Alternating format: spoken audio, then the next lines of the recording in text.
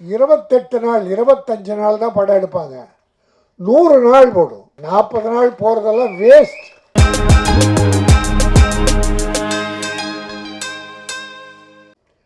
மரியாதைக்கு உரிய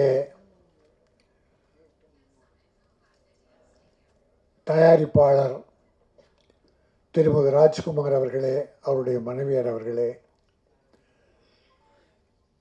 இந்த படத்தின் இயக்குனர் ராஜவேலு கிருஷ்ணன் அவர்களே, என் அருமை சகோதரர் மிகச்சிறந்த இயக்குனர் பேரரசு அவர்களே,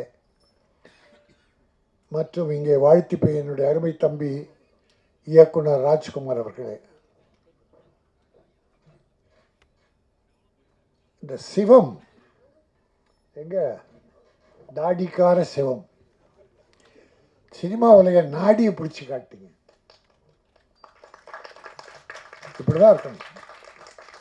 இதைத்தான் வலியுறுத்திட்டு வரேன். 15 வருஷமா இதைத்தான் வலியுறுத்தி வர்றேன். திட்டமிடல், சிக்கனம். சினிமாவில் எவ்வளோ சிக்கனம் படுத்தணும். நான் இந்த சால்வை போட்டுக்க மாட்டேன்ட்டேன். அது கூட வேஸ்ட். ஏன்னா தயாரிப்பாளர் பணம் போட்டுட்டா எடுக்கிறது பெரிய கஷ்டமாக இருக்குது. திரும்பி வர்றதே இல்லை. நூற்றுக்கணக்கான தயாரிப்பாளர் காணாமல் போயிட்டாங்க. வலசவாக்கம், சாலிகிராமம், காபிஸை பாருங்கள். போன வருஷம் படம் எடுத்த யாராவது இப்போ இருக்காங்களா பாருங்கள். ஏறக்குறைய இந்த 2-3 வருஷத்தில் ஒரு 300 படங்கிட்ட எடுத்தவங்களே காணும். ஆனால் தம்பி சொன்ன மாதிரி திட்டமிட்டு வீண் செலவுகள் செய்யாமல் தேவையான அவசியமான செலவு செய்யணும். சினிமாவுக்குன்னு சில அவசிய உயிர் பிரச்சனைகள் இருக்குது, அது வேணும். அதாவது 25 நாளில் படத்தை முடிச்சேன்னாங்க, மிகப்பெரிய விஷயம். 40 நாள் போகிறதெல்லாம் வேஸ்ட். நான் உதாரணத்துக்கு சொல்கிறதா ராமநாராயணன், பசி துரை 28 நாள் 25 நாள் தான் படம் எடுப்பாங்க. 100 நாள் போடும். ராமநாராயணன் படம் 25 நாளில் ஷூட் பண்ண படங்கள்லாம் 70-80 படம் 100 நாள் ஓடி இருக்கு. அதனால் நாள் முக்கியம் இல்லை. திட்டமிட்டு செலவினங்களை குறைத்து தேவையான செலவு செஞ்சு நடிகர்கள், தொழில்நுட்ப கலைஞர்கள் அத்தனை பேரையும் அற்புதமாக பாராட்டினார். அத்தனை பேரும் நன்றி உணர்வோடு பாராட்டினார். அந்த டீம் முடியும் போது அந்த மனசில் வாழ்த்து வரணும். மகிழ்ச்சியாக எனக்கு இவ்வளோ உதவி பண்ணாங்க எல்லாரும், என் சகோதரர்கள். ஏன்னா இது ஒரு கூட்டு முயற்சி தான் சினிமா. தனிப்பட்ட யாருடைய முயற்சியும் அல்ல, வெற்றியும் அல்ல. இப்பெல்லாம் கதாநாயகர்களுக்காக கொண்டாடிட்டு இருக்காங்க. கதாநாயகர்கள் வெற்றியே கிடையாது, ஒரு இயக்குனர் தான் வெற்றி. இயக்குனர் மனசு வச்சாதான் கதாநாயகனே உருவாக முடியும். ஒரு இயக்குனர் மனசு வச்சா கதாநாயகன்லாம் க்ளோஸ் பண்ணிடலாம். அதில் இந்த தம்பி, இந்த படம் ட்ரெய்லர் பார்த்தோம். இது ஒன்றும் சின்ன பட்ஜெட் மாதிரி இல்லை, நிறைவாக இருந்தது, மனம் நிறைவாக இருந்தது. இப்படி நாங்கள் ரொம்ப, நானும் பேரரசு, உதயகுமார்லாம் நிறைய கலந்துக்கிறோம். இப்படி சில படங்கள் தான் அரிதாக, அதாவது மனம் விட்டு வாழ்த்துதல் ஒன்று, ஆத்மார்த்தமாக வாழ்த்துறது ஒன்று. இந்த படம் ஆத்மார்த்தமாக வாழ்த்த வச்சிருச்சு. Camera, beautiful camera, music, recording, பிரமாதம், எடிட்டிங், மொத்தத்தில் டைரக்டர் எல்லாரையும் வேலை வாங்கியிருக்கார். இந்த தூவல்னு ஒரு படம் சொன்னார், இப்போ நல்லா போயிட்டுருக்கு, பிஎன்சியில் போகுது, சரி ஏ சென்டர் தியேட்டர் கிடைக்கலன்றாங்க. அது ஒரு கேவலம் இந்த நாட்டில். டப்பிங் படம் புஷ்பான்னு ஒரு படமா, அதுக்கு ஒரு 500 தியேட்டர் கொடுக்குறாங்க. என்ன தமிழ் படம் எதுக்காக எடுக்கிறோம்? எத்தனை புஷ்பாக்கள் வந்து உங்களை காப்பாற்றுறோம்? தமிழ் படங்களுக்கு முக்கியத்துவம் கொடுங்க. நான் 2 விஷயத்தை வலியுறுத்துவது உண்டு. ஒன்று, தமிழ்நாட்டில் தயாரிக்கப்படுகிற கைத்தறி கதர் ஆடைகளை அணியுங்கள். அதோட நம்முடைய நெசவாளிகளின் குடும்பங்கள் வாழ பயன்படும். இதை நான் போட்டுக்காத காரணம், இதை ராஜஸ்தான் சூரத்தில் தயாரிக்கிற ஒரு ஜிகினா. சினிமாவில் நிறைய ஜிகினாக்கள் இருக்காங்க, ஷோ காட்டுறோம் நிறைய இருக்காங்க. அந்த ஷோலாம் நமக்கு வேண்டாம். ஒரு சால்வை பூச்செண்டெல்லாம் வேண்டாம். சிம்பிளாக ஒரு கதர் ஆடை, இந்த கைத்தறி ஆடை, அது அணிவிங்க. அது தமிழ்நாட்டுக்குரியது. கிடைக்காத போது நம்ம வேறு மாநிலம் போகலாம். அதே போல் சிறப்பாக நடித்த நம் நடிகைகள் பிரமாதம் பண்ணியிருக்காங்க.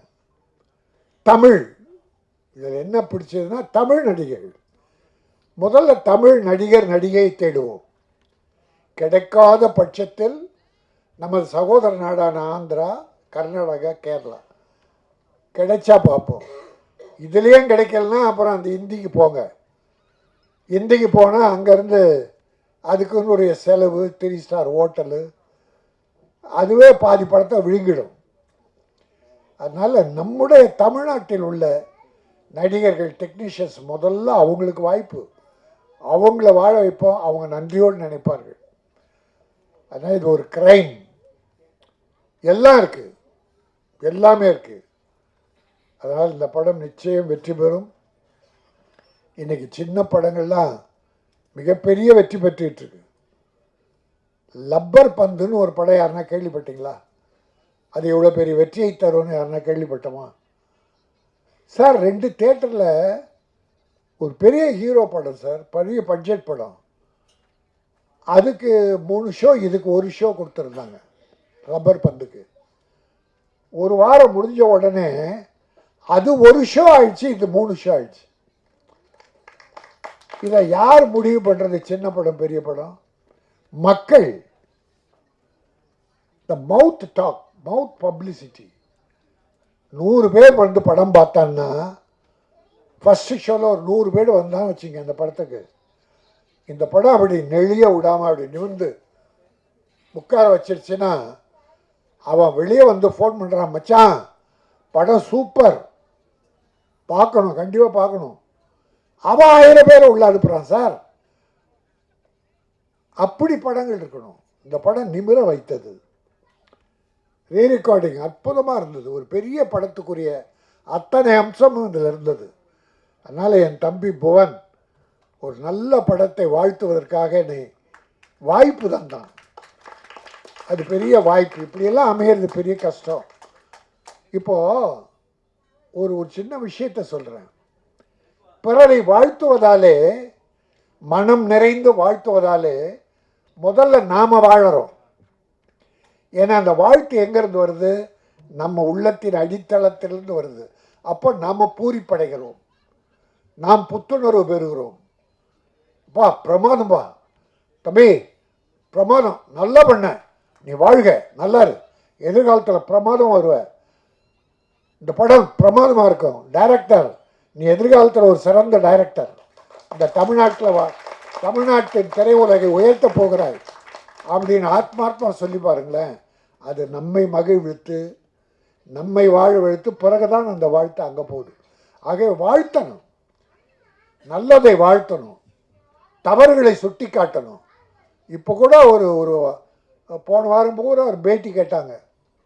ஒரு பெரிய படம் தோல்வி ஆயிடுச்சு, பத்திரிகையாளர்லாம் அந்த தோல்வி அடைய வச்சிட்டாங்க, விமர்சனம்லாம் தப்பாக எழுதிட்டாங்க அப்படின்னு நான் சொன்னேன். அப்படி யாராலையும் தோல்வி அடைய ஒரு படத்தை வைக்க முடியாது.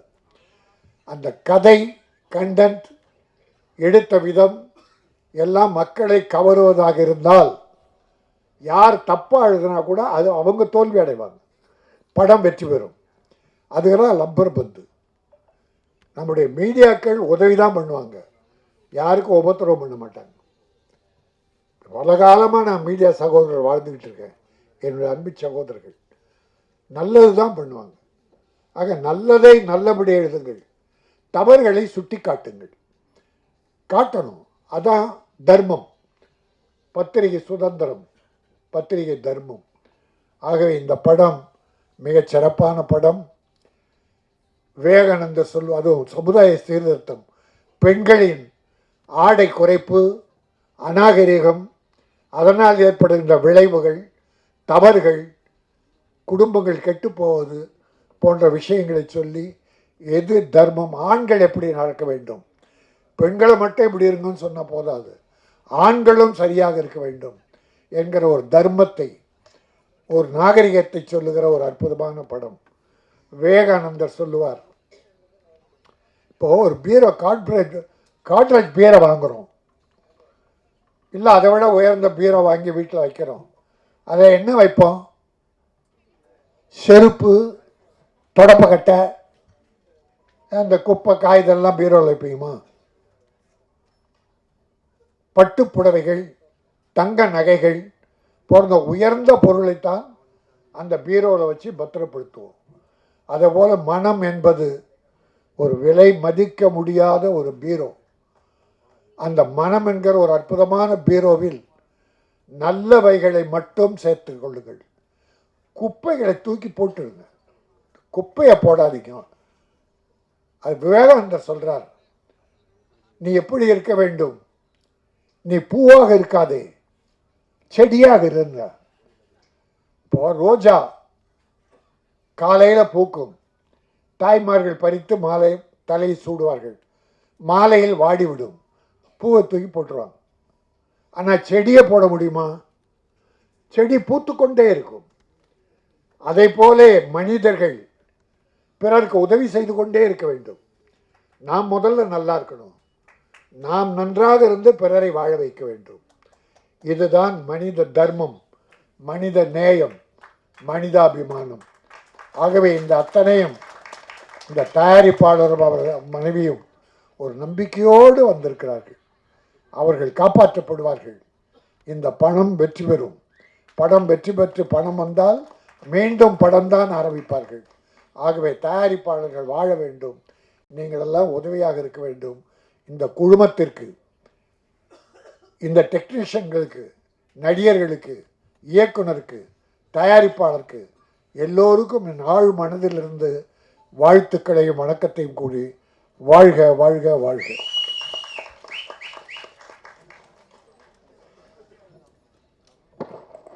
மிக்க நன்றி சார். அடுத்ததாக ஒரு சிறப்பான நபர் தான் பேச வர போகிறாரு. ரொம்ப சாஃப்ட், அவர் ரொம்ப